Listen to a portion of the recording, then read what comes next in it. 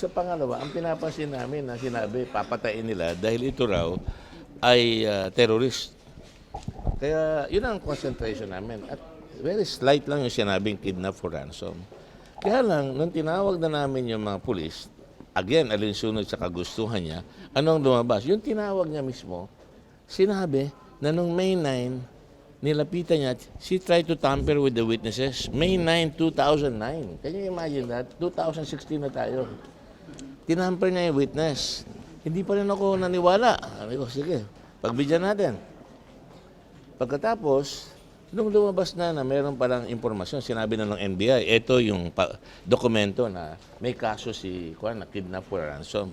At alam na natin na yung asawa o yung nanay nung asawa ni Matabato, asawa ni Matabato, sinabi, nang hihingi ng pera, nagra-ransom yung grupo nila para mabawi si Macdum. And in spite of that, sabi ni Juan, kinakalabit na ako ni Senator Lacson. Namumula na sa galit si Senator Lacson. Terminate na natin to. Walang mangyayari dito. Niloloko tayo nito. Sabi ko, no. Sabi ko, oversight lang yan. Sabi naman niya, nakalimutan niya lang eh. Oversight. Sabi ko, tawagin ninyo yung testigo. Doon nangyari yun. Nung tinawag na namin yung testigo, ano nangyari? Sa pulo ko yung pala ang pakay. Alas 8:30 nung tinawag na namin yung mga pulis, umalis na sila. At ang lumabas doon sa pag-alis nila, sabing gano'n, umalis na raw dahil delikado raw ang security nitong si Matabato. Ibig sabihin, alam nilang tatawagin, nung dumabas na yung mga ebidensya labang kay Matabato, ikinubli na nila. Yun ang nangyari dyan.